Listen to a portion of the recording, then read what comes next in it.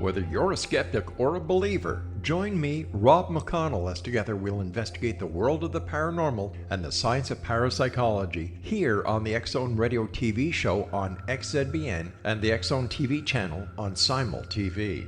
Since 1990, the X-Zone Radio TV show has been the place where people dare to believe and dare to be heard. Together, we'll investigate UFOs, aliens, ghosts, Bigfoot, psychic phenomenon, lake monsters, conspiracy theories, government cover-ups, the truth embargo, alien abductions, ESP, haunted locations from around the world, and so much more. With over 28 years of broadcasting and more than 4,500 individual guests, the X-Zone is truly a place where fact is fiction and fiction is reality, as evidenced by the credibility, integrity, and professionalism of the guests that we bring to our international audience. If you have seen a UFO, had a close encounter, seen a ghost, Bigfoot, lake monster, or a story that you would like to share or have investigated, contact me, Rob McConnell, by sending me your email to xzone@xzoneradiotv.com, or you can call toll-free 1-800-610-7035, extension 143, and on Skype, X-Zone Radio TV. For more information on the X-Zone Radio TV show with yours truly, Rob McConnell, visit www.xzoneradiotv.com or www.xzonetvchannel.com or simultv.com and xzbn.net. Until next we meet here in the X-Zone from our broadcast center and studios in Hamilton, Ontario, Canada, always remember, X-Zone Nation, keep your eyes to the sky and your heart in the light.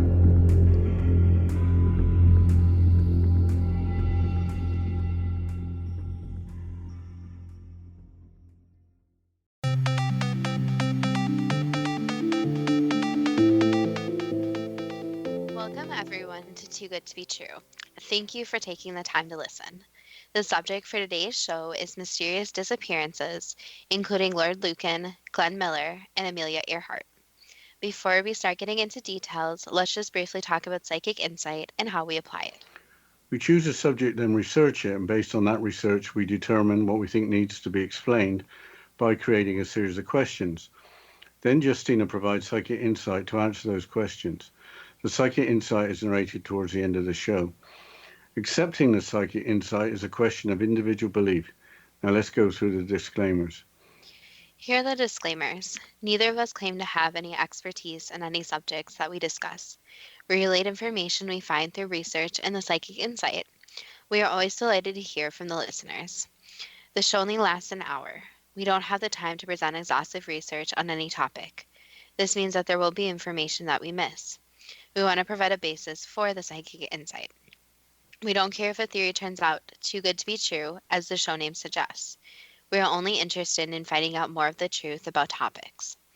Spirit can only relate insight that is appropriate for our time and history. Free will cannot be affected. Only comments that are appropriate for our time can be given through the psychic insight. Much of the subject matter in shows may have already been covered many times in other media. We want to look into subjects in a new, different way and be thought-provoking. We're not so good with pronouncing names, we apologize, and neither of us have any particular knowledge of history. If we have misstated anything, we apologize. Let's start with a disappearance that was headline news in Great Britain in 1974, that of Richard John Bingham, 7th Earl of Lucan, or Lord Lucan. Besides having an inherited title, what was significant about Lord Lucan? He disappeared after a murder was committed in the family home in the fashionable Belgravia district of London, one of the world's wealthiest locations. At the time, he was 39 years old and a professional gambler. If he is still alive, Lucan would be 84 years old. At the time of his disappearance, he was estranged from his wife and was in the middle of acrimonious divorce proceedings while trying to claim custody of their 3 children. Sources claim that Lucan was guilty of domestic abuse, which would suggest that he was prone to violent behavior. He was also believed to have massive gambling debts. His wife, Veronica, Lady Lucan, lived with their 3 children and their nanny, Sandra Rivette. Wikipedia describes the murder as follows, quote, On the evening of 7th of November 1974, the children's nanny, Sandra Rivette, was bludgeoned to death in the basement of the Lucan family home. Lady Lucan was also attacked. She later identified Lucan as her assailant. As the police began their murder investigation, Lucan telephoned his mother, asking her to collect the children, and then drove a borrowed Ford Corsair to a friend's house in Uckfield, East Sussex. Hours later, he left the property and vanished without trace. The car was found abandoned in New Haven, its interior stained with blood and its boot containing a piece of bandaged lead pipe, similar to one found at the crime scene. A warrant for Lucan's arrest was issued a few days later, and in his absence, the inquest into Rivette's death named him as her murderer. The last occasion in Britain a coroner's court did so, unquote. Boot is another word for trunk. Lady Lucan was left for dead, but managed to reach a nearby pub, the Plumber's Arms, to get help. It was assumed that Sandra Rivette was murdered by having been mistaken for Lady Lucan. Normally it was Sandra Rivette's night off, so the murderer might have expected that his wife would be home alone with the children. New Haven, East Sussex is a small town on the south coast of England, with a ferry service to Dieppe on the Normandy coast of France. Lucan's Mercedes had a flat battery and was left behind, as well as his money, passport, driver's license and glasses, all found at his Elizabeth Street, Belgravia apartment. So Lucan escaped to France on the ferry? Nobody is certain. His last sighting in the town of Uckfield is 16 miles or 26 kilometres from New Haven. It is not certain that Lucan drove the Ford Corsair to New Haven. That would suggest that he had assistance in being able to disappear. What theories are there for Lucan's disappearance? There are many, including that Lucan may still be alive. Here is a quote from the London Daily Express newspaper from December of 2018. Quote, "The case has gained further notoriety over the years thanks to a long list of potential sightings of the Earl around the globe. His late wife, Lady Veronica Lucan, always maintained that he would have never gone abroad. Despite this, unconfirmed reports have come in over the years from as far afield as Botswana, Holland, Ireland, and Australia. One of the key players in the Lucan story is the late John Aspinall. He owned the Mayfair casino that Lucan and his high-stakes gambling set frequented, and where Lucan dined on the night of the murder. One theory surrounding Lucan's possible death centers around the private zoo Aspinall owned in Kent. Journalist Lynn Barber interviewed Aspinall in 1990 at the zoo. However, she maintains that he let slip a small clue during their talk that actually points towards Lucan's survival. He told her, "Well, I always think that if someone who has been a great friend is then in a terrible position, you rather feel more warmly towards him because that's when you're needed. I'm more of a friend of his after that than I was." She said in 2000 she was convinced that the after in Aspinall's statement was a giveaway. Aspinall died in June 2000, in the year 2000, taking a secret, and in fact it was one to his grave.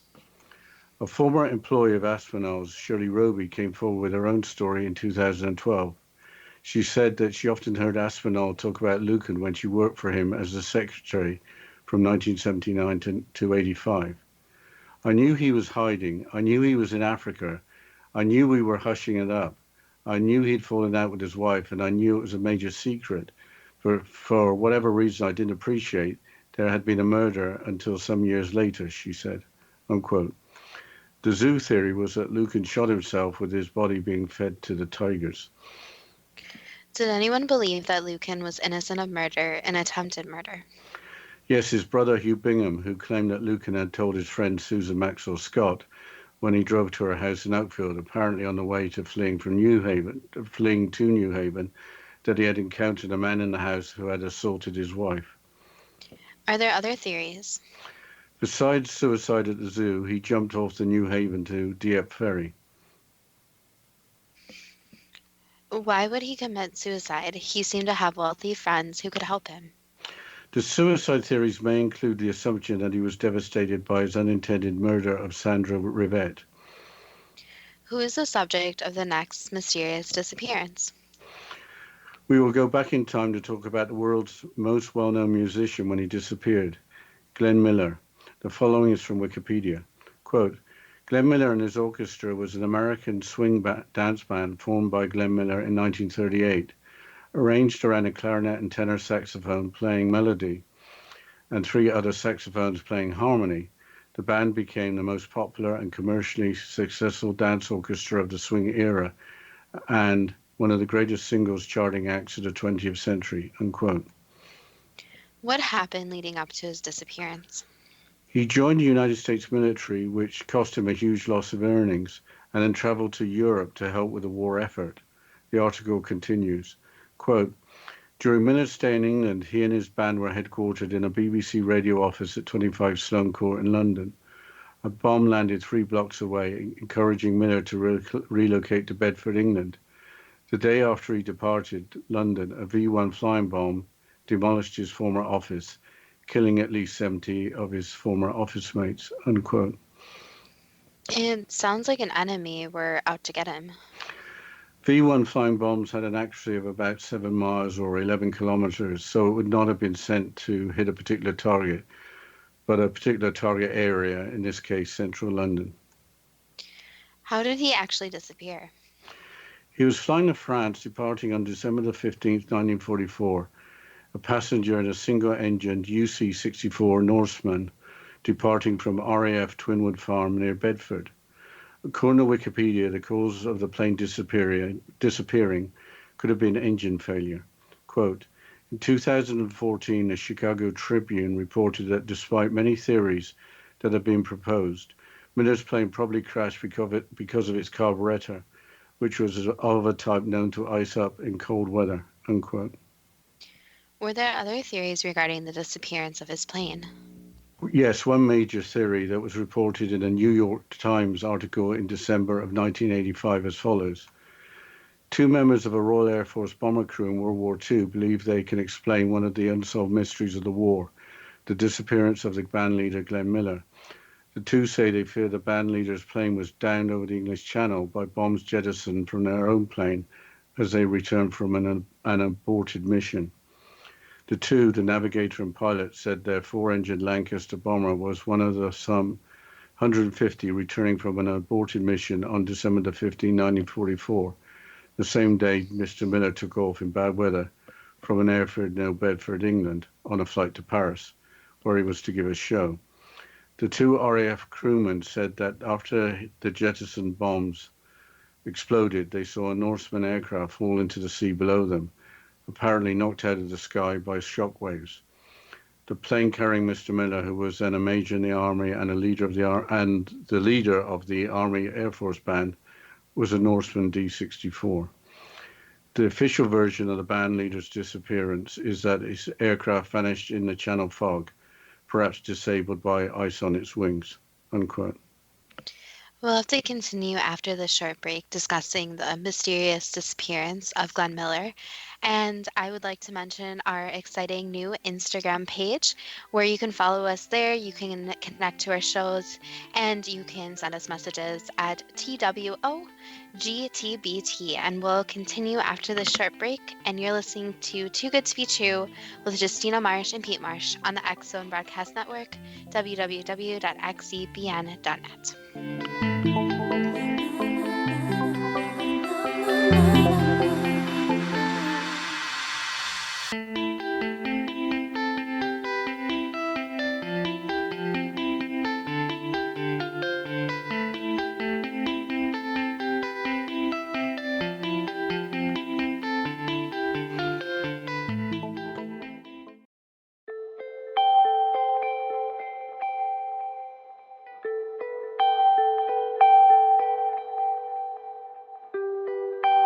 It's hard to listen to the news without realizing we're living in volatile, unprecedented times.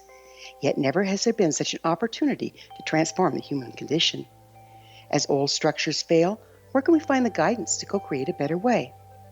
Find Your Path Home is an ever-evolving, leading-edge information, education, and healing resource center designed to support and guide you on your path to unity and enlightenment. Based on sound principles employed by shaman worldwide, we provide techniques that can support you through the current transitions, offering online shamanic classes, international long-distance shamanic healing sessions, complimentary Mission Evolution radio episodes and Stairway to Heaven TV vignettes, seminars, retreats, and much more. All of this can be found on findyourpathhome.com. So I was watching the X Zone TV channel last night when I was abducted by aliens, and they kept repeating to me over and over again, simultv.com, simultv.com. What's simultv.com? That's what I asked them. They had it written on the side of their UFO. How do you spell that? UFO. No, I mean simultv.com. simultv.com. simultv.com. Right. simultv.com. Interesting that you were abducted by aliens in a simultv.com UFO last night. Oh, yeah? Yeah. Now that you mention it, I remember now last night I was awakened from a deep sleep. My great-grandmother was standing there. She said she'd come from the hereafter to tell me about simultv.com. She even spelled it out for me. simultv.com, sonny boy. simultv.com. simultv.com, sonny boy. Wow. Yeah. Guys, you'll never guess what my psychic guru just told me. simultv.com. Exactly. Are you guys psychic too? Of course. We all know about simultv.com. simultv.com.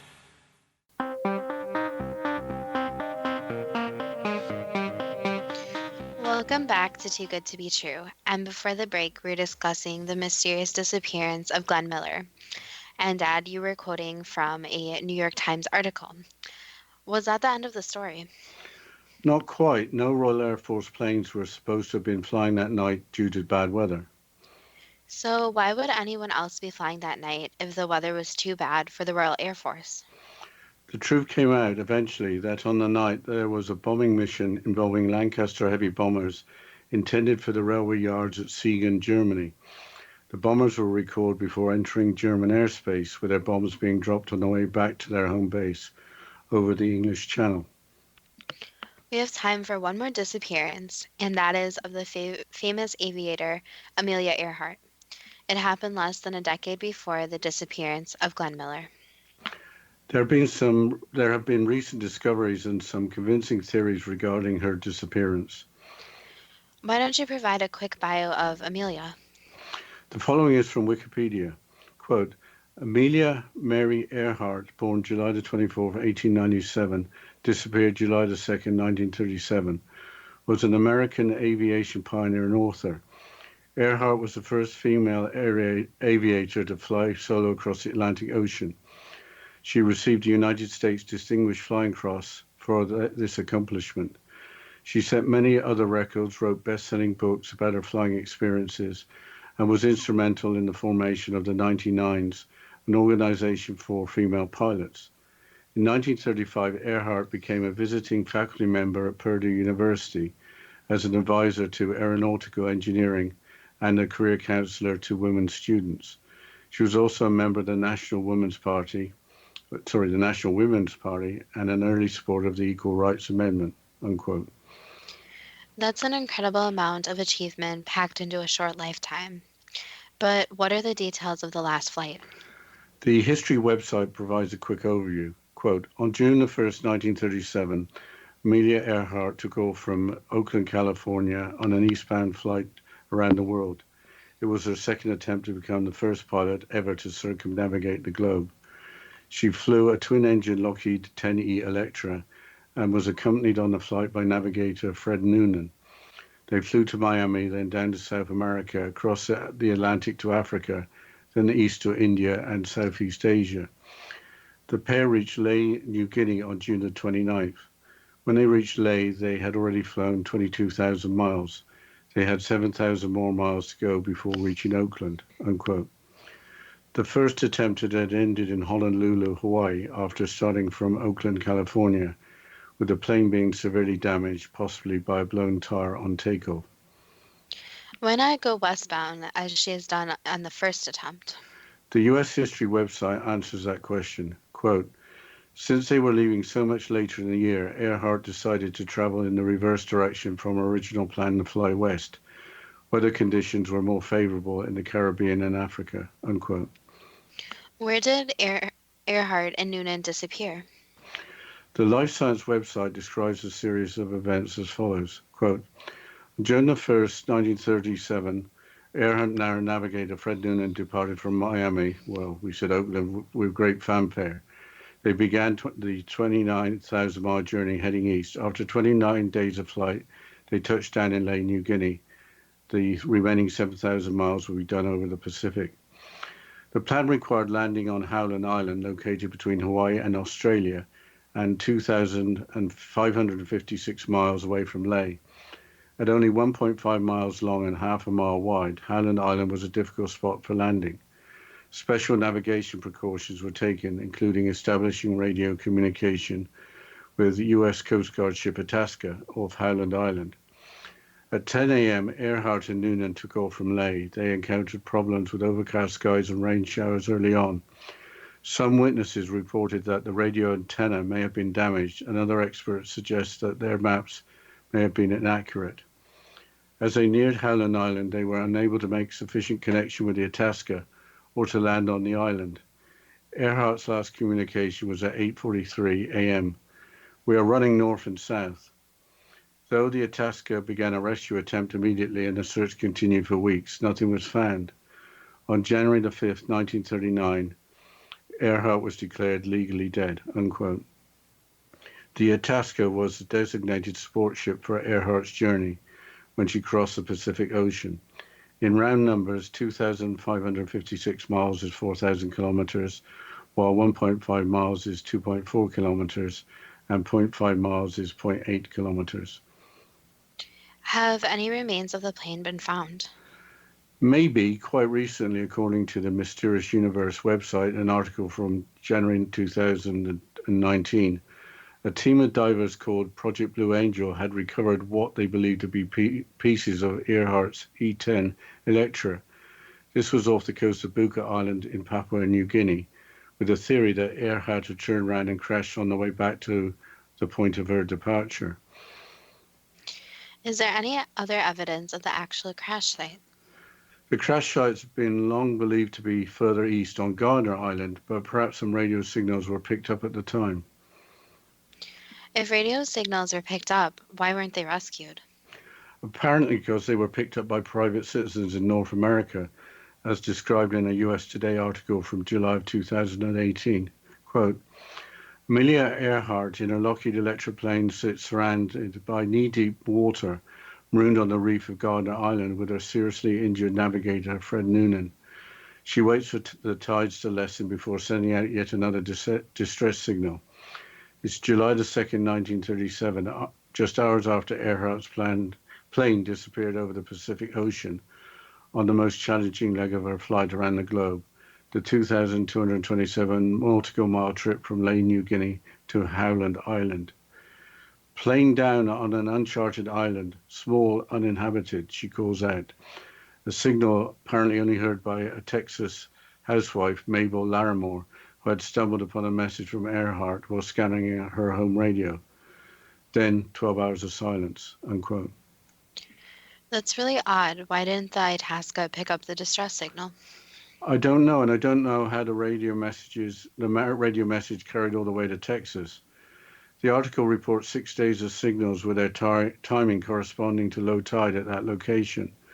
The article continues, quote, 5 days after a crash, July the 7th, Thelma Lovelace of St. John, New Brunswick, Canada hears, "Can you read me? Can you read me? This is Amelia Earhart. Please come in." The article continues. "We have taken in water. My navigator is badly hurt. We are in need of medical care and must have help. We can't hold on much longer." Then silence forever, unquote. Were human remains ever found? In March of 2018, an article in the Washington Post newspaper provides forensic evidence that points to Earhart's remains being found. Nikumaroro Island, as mentioned in the article, is another name for Gardner Island. Quote, a new scientific study claims that the bones found in 1940 on the Pacific island of Nikumaroro belonged to Earhart, despite a forensic analysis of the remains conducted in 1941 that linked the bones to a man. The bones revisited in the study, Amelia Earhart and the Nikumaroro bones by University of Tennessee professor Richard J. Lance, were discarded. For decades they have remained an enigma, as some have speculated that Earhart died a castaway on the island after a plane crashed, unquote. That appears to be convincing evidence. The article theorizes that the bones may not have been found at the site of the crash, that is, her actual bones.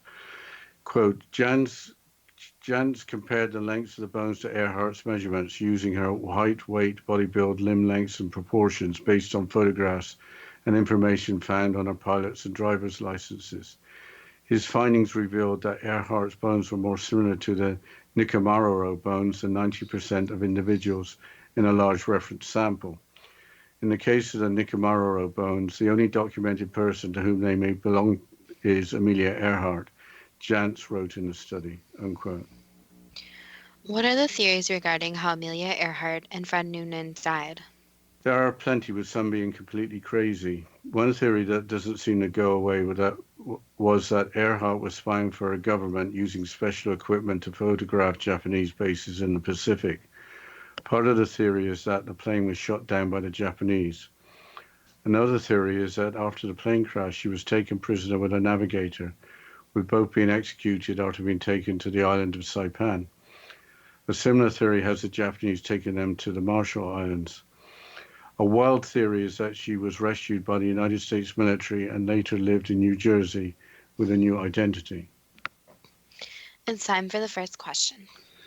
Starting with Lord Lucan, did he have massive gambling debts at the time of the murder of Sandra Rivette and the attempted murder of Lady Lucan? Yes. With Sandra Rivette usually having Tuesday nights off, was the murder committed under the assumption that Lady Lucan would be alone in the house with the 3 children? Yes, it was. Was Sandra Rivette bludgeoned to death with a lead pipe by being mistaken for Lady Lucan? Yes. Why did the murderer choose lead pipe as a murder weapon when other means that would be less traceable to the killer could have been chosen? They weren't thinking straight, so they just grabbed whatever they had handy.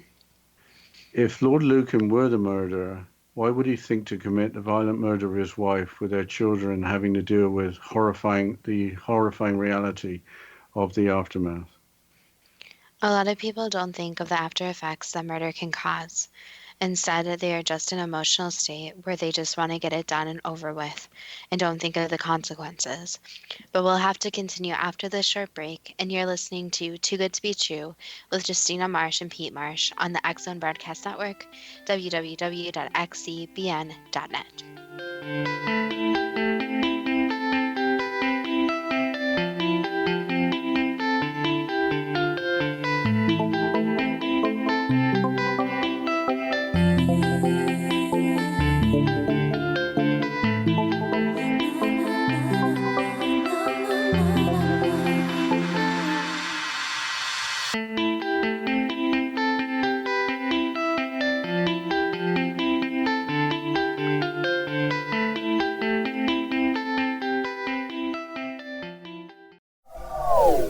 They are here, and they've been here for thousands of years, making their presence known in the shadows. They might be seen by a lonely motorist on a deserted road late at night, or by a frightened and confused husband in the bedroom he is sharing with his wife. But who are they? What do they want? Why are they here? Perhaps most concerning, has the government been aware of their presence all along? The new book by Ellie Marzulli, UFO Disclosure, the 70-year cover-up exposed, delves into the world of UFOs. Can full disclosure be soon?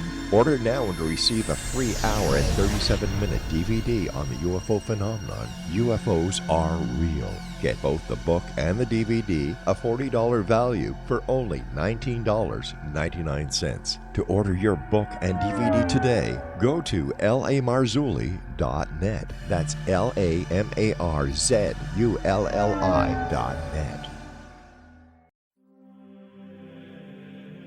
Rob McConnell here, presenting an overview for Nicholas Paul Jennings, author of a fascinating book, Amen. It presents facts revealed by Egyptologists, facts that enable us to understand why Amen is the beginning of creation of God.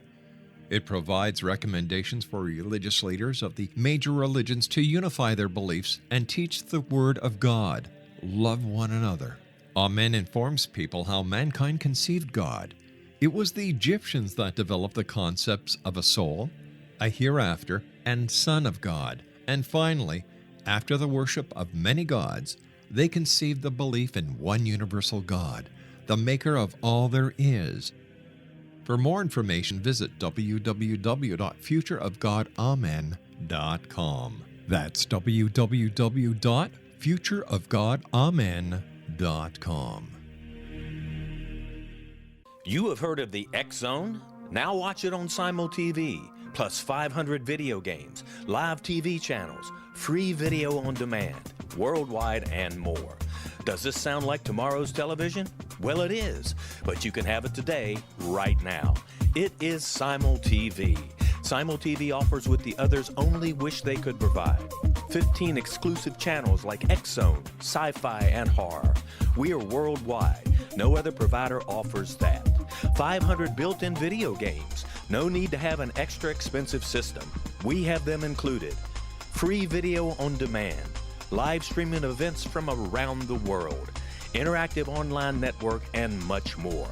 Tomorrow's TV today. Simul TV. Sound too good to be true? Well, it's not. You can have Simul TV today. Sign up at simultv.com. Do it today.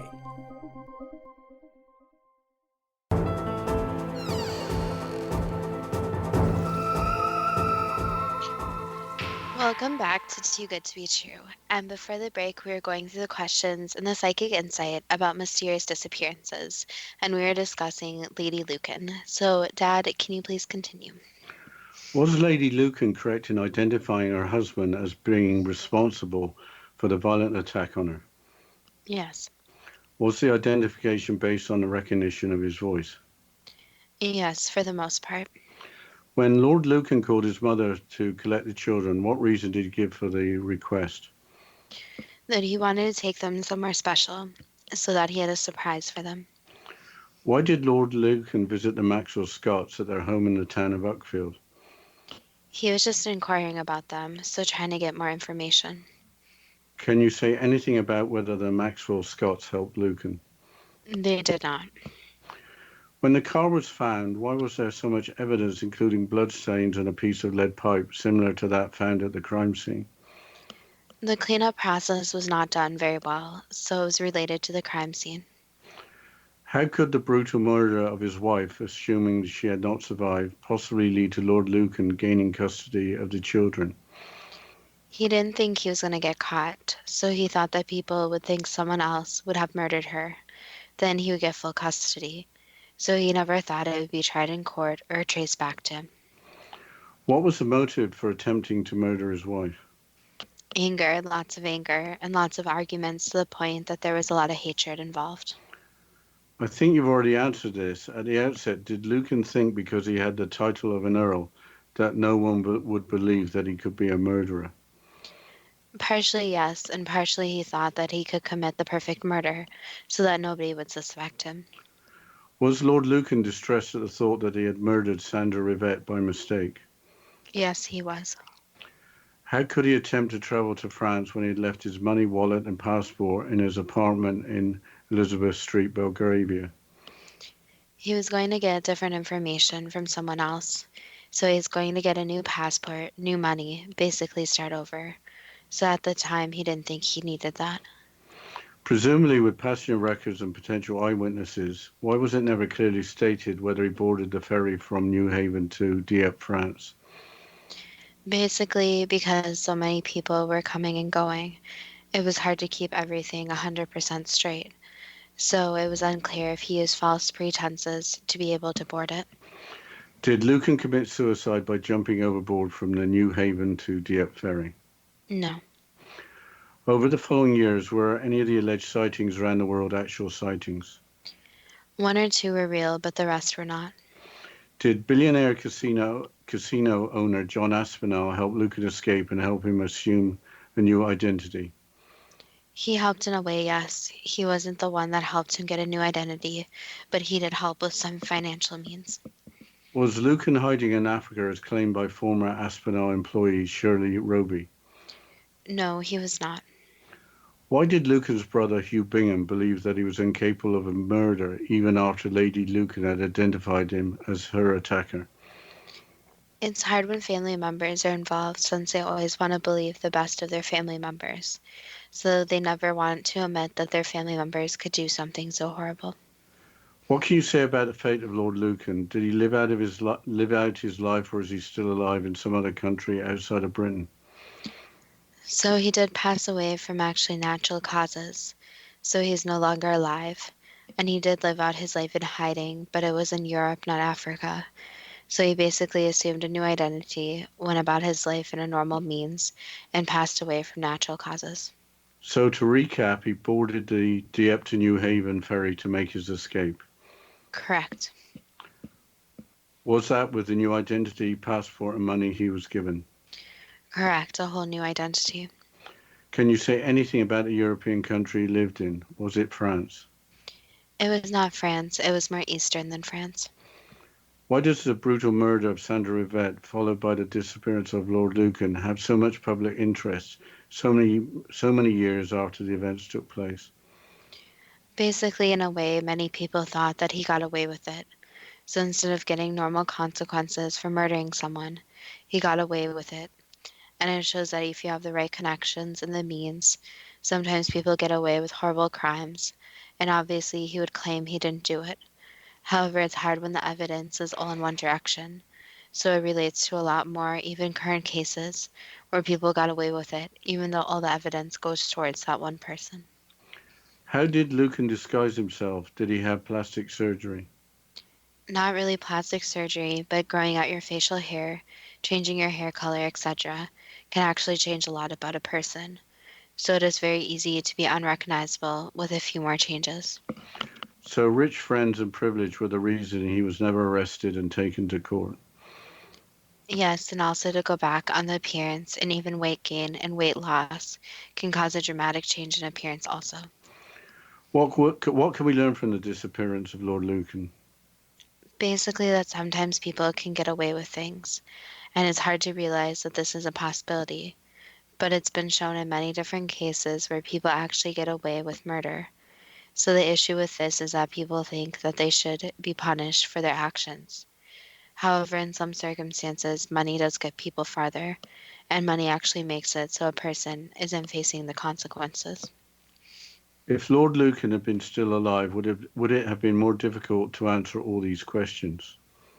100%. So with not affecting the future, it is easier to talk about people who have been or are deceased, since they're not going to affect future events.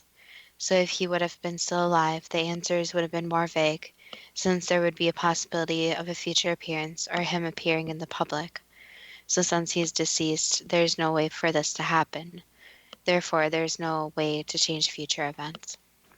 Changing subject to the disappearance of Glenn Miller, was there any reason behind the near miss when his former office in London was destroyed by a V-1 flying bomb the day after he vacated it? Yes. Why was Glenn Miller flown on a flight to France in a single-engine plane in bad weather in the middle of winter? It was basically a series of unfortunate events.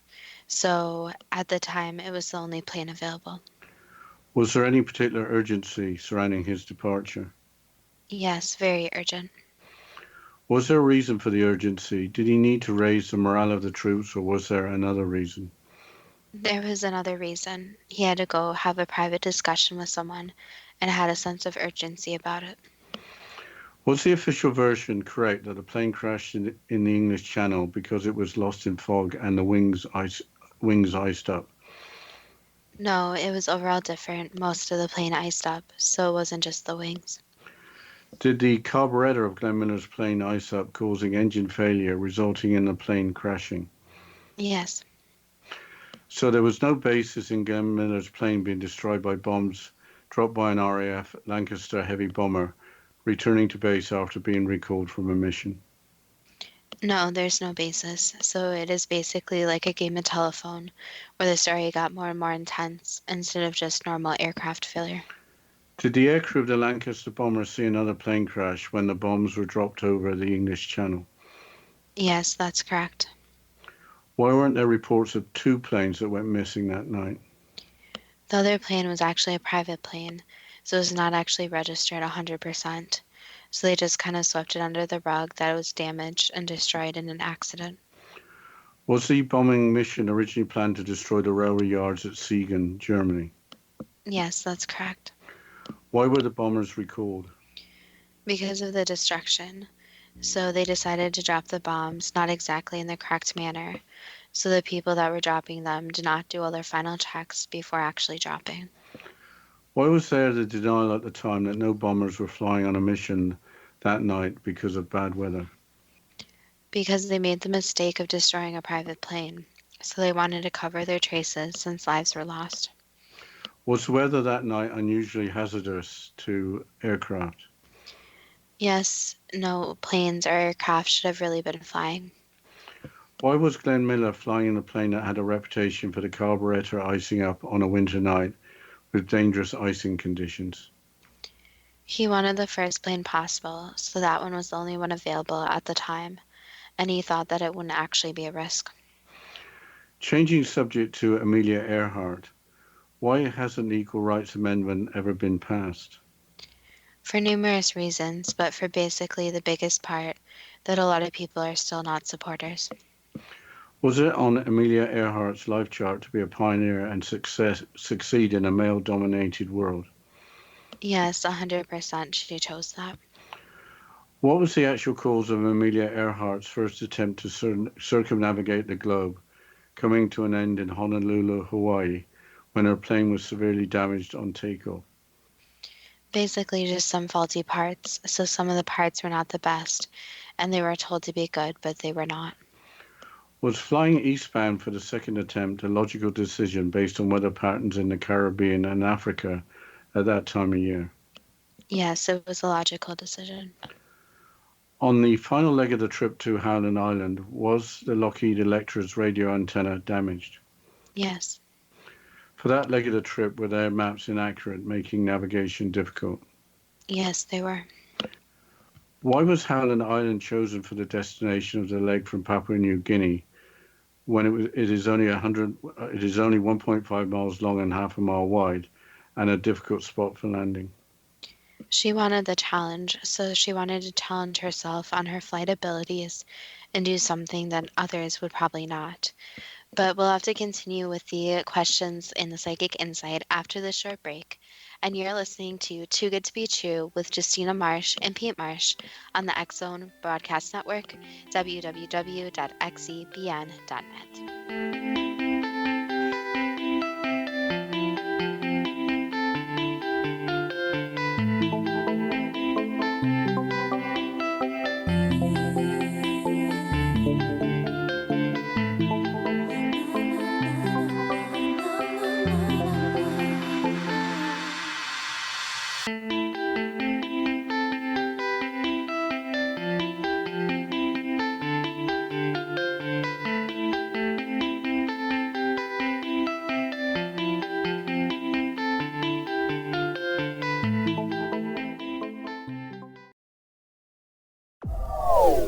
They are here, and they've been here for thousands of years, making their presence known in the shadows. They might be seen by a lonely motorist on a deserted road late at night, or by a frightened and confused husband in the bedroom he is sharing with his wife. But who are they? What do they want? Why are they here? Perhaps most concerning, has the government been aware of their presence all along? The new book by Ellie Marzulli, UFO Disclosure, the 70-year cover-up exposed, delves into the world of UFOs. Can full disclosure be soon? Order now and receive a free hour and 37-minute DVD on the UFO phenomenon. UFOs are real. Get both the book and the DVD, a $40 value, for only $19.99. To order your book and DVD today, go to lamarzulli.net. That's LAMARZULLI.net.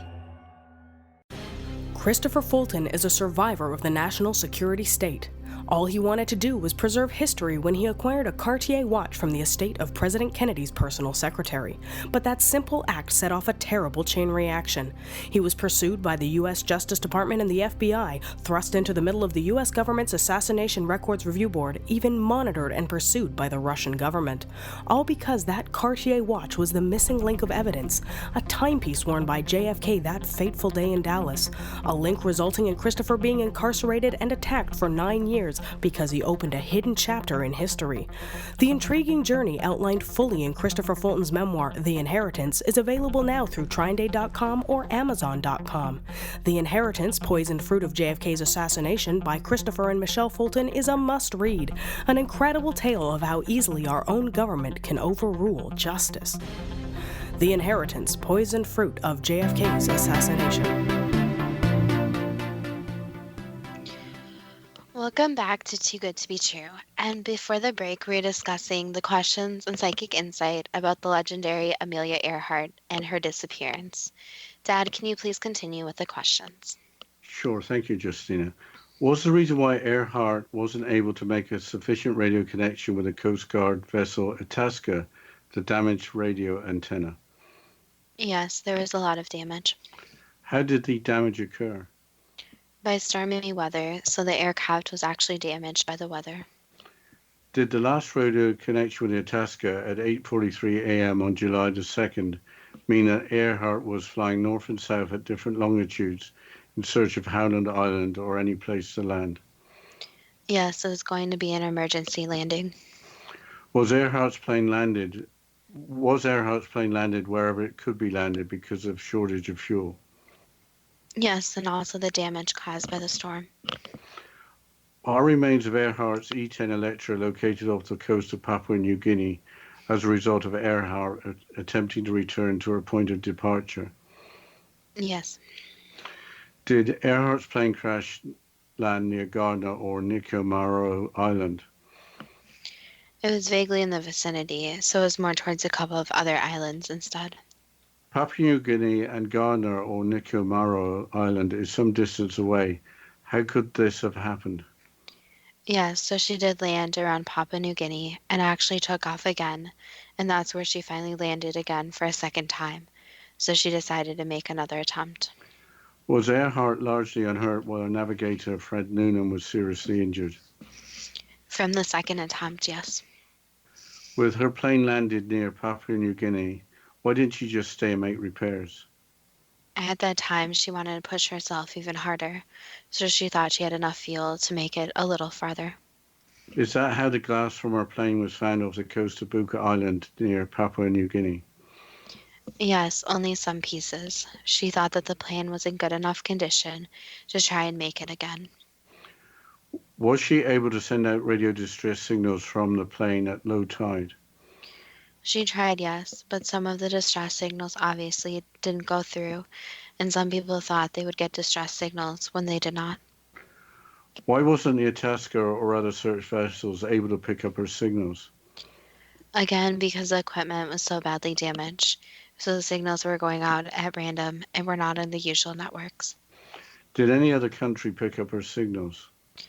Yes, some of them actually did, but did not relate it back to her right away. Did Texas housewife Mabel Larimore hear a radio message from Amelia, playing down on an uncharted island, small, uninhabited? Yes.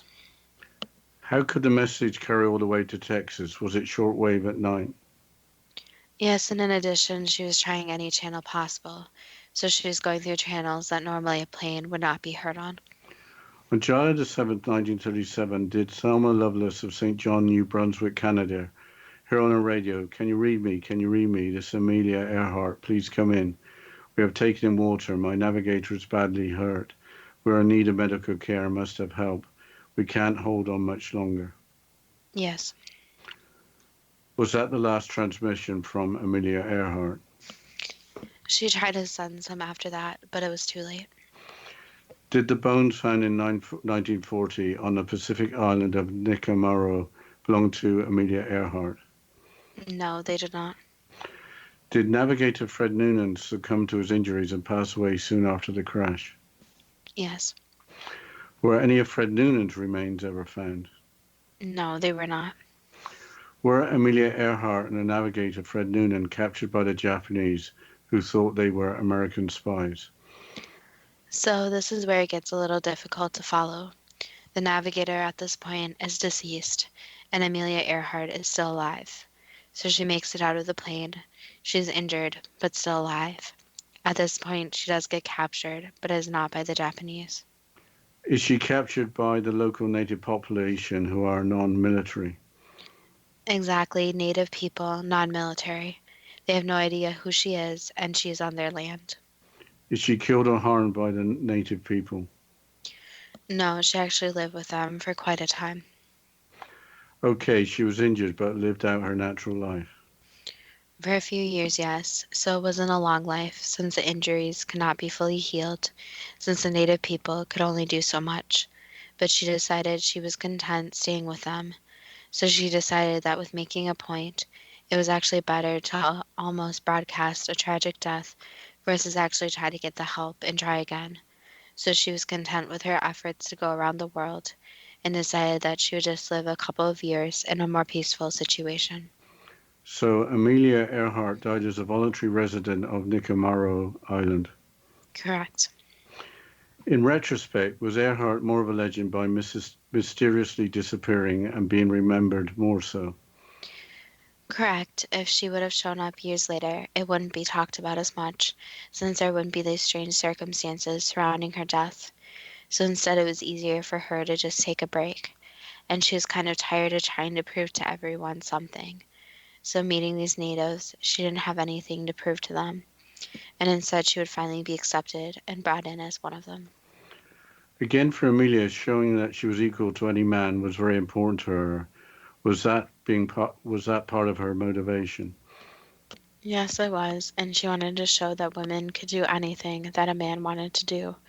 So she decided that she would do something that no one else could, since she wanted to show that sometimes women actually could do things that men couldn't also. Are Amelia Earhart's bones buried in another place that hasn't been found? They were buried elsewhere, so they were not detected. The bones that were found were actually of a different explorer, but were not Amelia Earhart. So there is a possibility in the future that her remains will be found. Yes, there is a possibility. What can we learn from the disappearances of Glenn Miller and of Amelia Earhart and her navigator, Fred Noonan? The hard part of stories is that they get very twisted and people try to fill in the gaps. So a lot of the time things are way more complicated than they seem, but they actually may be the opposite and maybe more simple than they seem. So with Glenn, you can see that there was a story where it was more of a normal because of the plane going down. But behind the scenes, there was also some more crazy events going on. So there's a lot to the story, and it isn't always what it seems. And with Amelia Earhart, it's hard for people to comprehend the drive she had. And it's hard for people to realize that she's going to push herself to any limit possible. But again, people fill in the blanks with what if this happened, or what if that happened. And sometimes stories are a little bit different than filling in the blanks. That was the last answer. Was Amelia Earhart's passing as a free person too good to be true? That depends on what you are prepared to believe. Well, I think, I don't know if there's been a movie made of Amelia Earhart's life. I'm sure there has been, but if it's ever discovered what really happened, that she actually flew back towards Papua New Guinea and then her plane crashed for the reasons discussed, and that she lived on the island for some time with freedom, I guess, freedom from being driven. That would make one heck of a story. Yes, I think we have to recognize Amelia Earhart for what she did for women, how going into more male-dominated fields has been a very large challenge, not just for her, but for other amazing women who have basically led the pack. So I think her disappearance leads to one amazing story, but also brings up the point of all the different things she did do for women and for people, obviously, in general. So her story has really spread because of her tragic death, which obviously isn't a good thing, but it's also making good strides.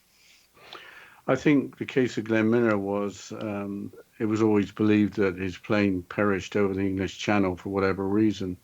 But the fact that there appeared to be two planes involved that came to grief that night was to me rather a shock. And I don't know if coincidence is the right word, but I think those aircrew on the Lancaster honestly believed that dropping the bombs that destroyed Miller's aircraft. Well, I think the other interesting takeaway from all these different stories is that there's so much that's unknown. So these aren't the only mysterious disappearances, but overall there's so much information that maybe only one or two people know that they haven't came forward, or there's just nothing. People leave without a trace. You don't know what actually happens to them. And it's crazy even in this day and age with the technology we have, with cameras all over the place, people still go missing and sometimes there's no clues. Now, going back to, I guess, our first story and Lord Lucan, I don't think many people have much sympathy for him. But I think part of the fascination was that money and privilege kept him with his new identity and kept him safe. So I think maybe that was part of the fascination, that if you've got the money and friends, you can literally get away with murder. Well, and I don't want to name any names of cases, but as it was mentioned, there have been a few other examples of people who have been able to get away with things that the evidence pointed to them, but they were found innocent. So I think it is true that you are innocent until proven guilty, but I also think that depending on the case, a person might get away with some things. But on that note, again, I'll mention our new Instagram page, which is so TWO, and then it's GTBT for Too Good to Be True. You can go on there, you can follow us, you can message us. You can also go to our Facebook page at Too Good to Be True and our website at toogoodtobetrue.net and message us. We would love some more suggestions if you have any comments about today's show. And as always, thank you so much for listening, and we look forward to next week's show.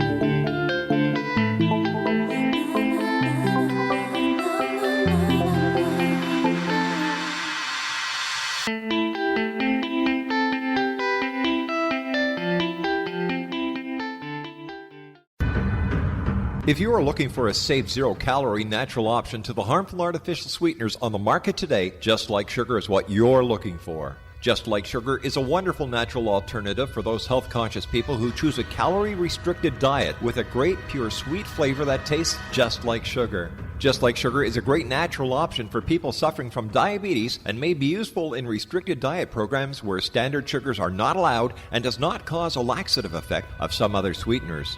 Just Like Sugar comprises a perfect blend of chicory root fiber, natural calcium, natural vitamin C, and Just Like Sugar's sweetness comes from the natural flavors from the peel of the orange. Just Like Sugar is a natural alternative to harmful artificial sweeteners and will change the way that you believe all natural sweetener products taste. Just Like Sugar is available at your local Whole Foods markets, Wild Oats markets, Henry's, Sun Harvest, and many other fine natural food stores in the U.S., Canada, and worldwide.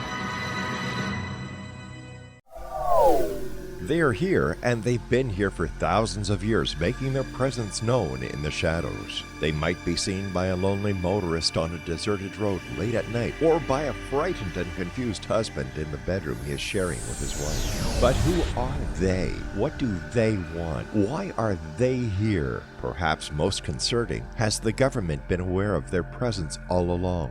The new book by Elie Marzulli, UFO Disclosure, the 70-year cover-up exposed, delves into the world of UFOs. Can full disclosure be soon? Order now and receive a free hour and 37-minute DVD on the UFO phenomenon. UFOs are real. Get both the book and the DVD, a $40 value, for only $19.99. To order your book and DVD today, go to lamarzulli.net. That's LAMARZULLI.net.